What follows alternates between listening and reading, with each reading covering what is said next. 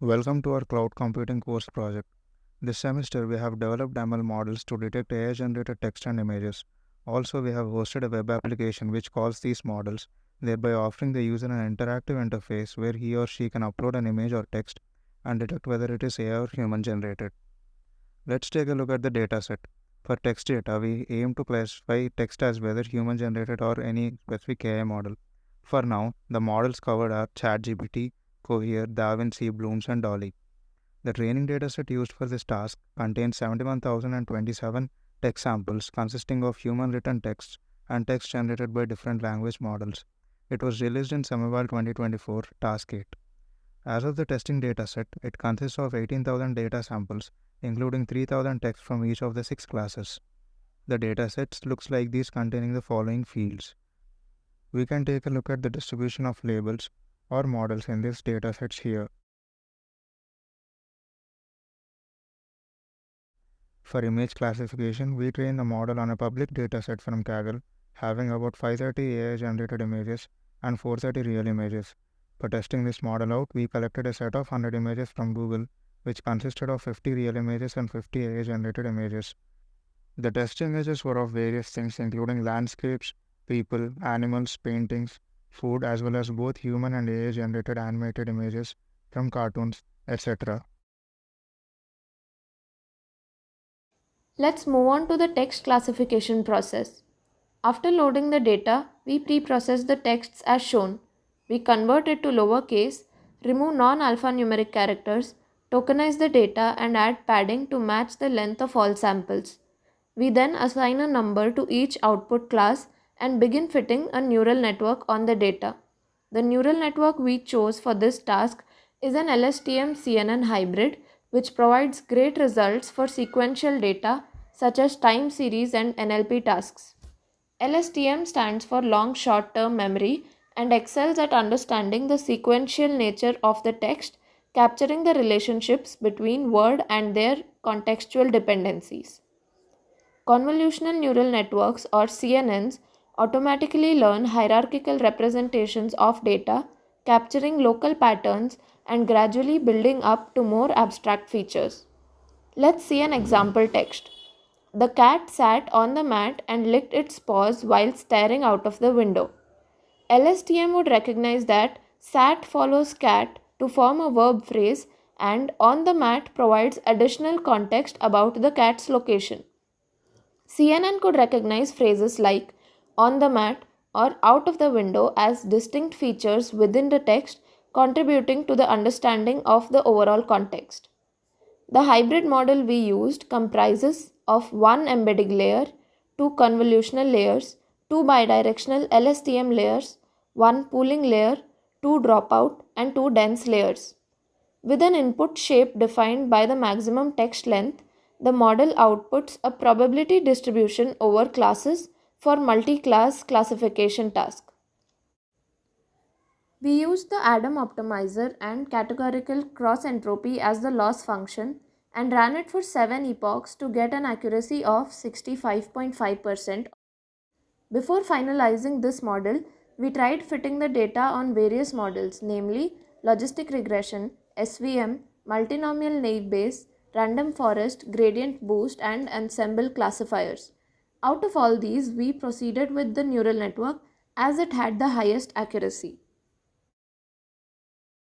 As for the image classification task, we have used the pre-trained model ResNet34.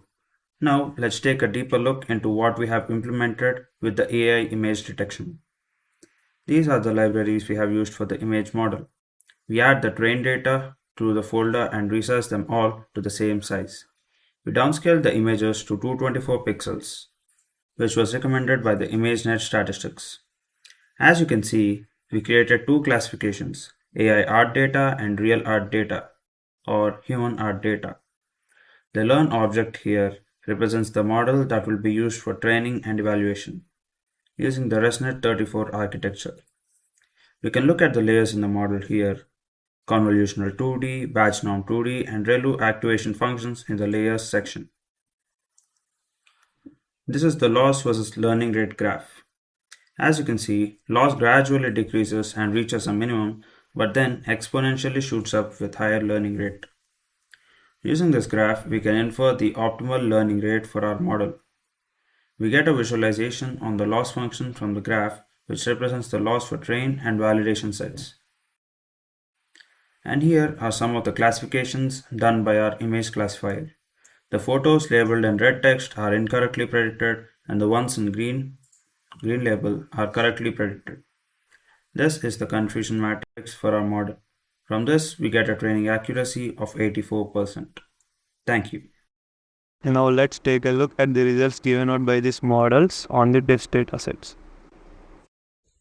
First, we call both our models into a notebook. Then we import the text data. We carry out the pre-processing on the text data and then test the model on it. The results of the testing can be seen in the confusion matrix. We can see the model identifies human, ChatGPT and Bloom's generated text with a decent degree of accuracy, but when it comes to DaVinci, we can see there is a considerable number of misclassifications as ChatGPT generated. This can possibly attributed to the fact that both DaVinci and ChatGPT are developed by the same parent company, OpenAI.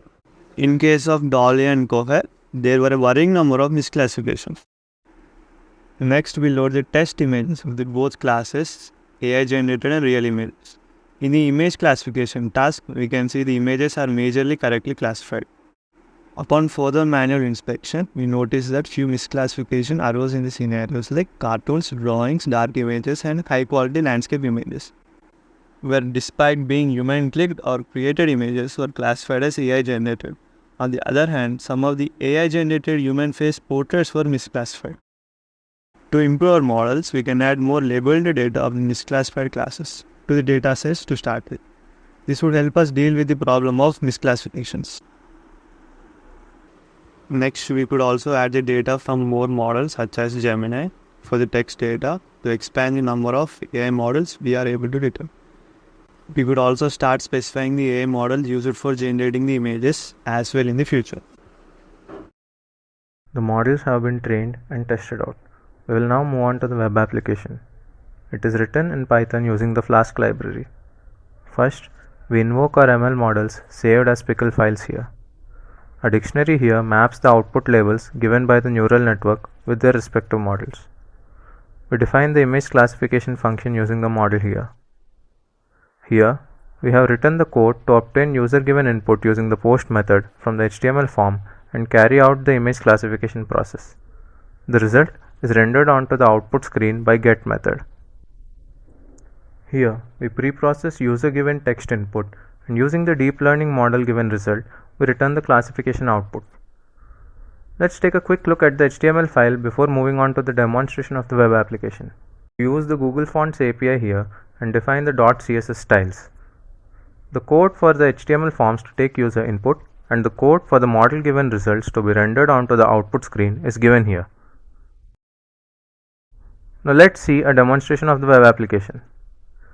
This is the web app UI. So first, we visit ChatGPT and ask it to write something on cloud computing. We copy the text it generated and paste it here. We can see that the output on the screen says text is generated by ChatGPT, which is an accurate prediction. Next up, we take a human generated text, in this case a Muhammad Ali quote. When tested in the detector, we can see the output saying text is generated by human. Let's test this detector on images as well. First, we try it on this image of Lionel Messi kissing the World Cup trophy from FIFA World Cup 22. The detector rightly says image is not AI generated. When we take a similar image, a Messi lifting the World Cup image, but an AI generated one, the detector correctly says image is AI generated. With this, our project presentation comes to an end. Now, we'd like to introduce our team members. I am Dheeraj. I am Bhuvanesh. I am Virinchi. I am Tarun. And I am Prerna.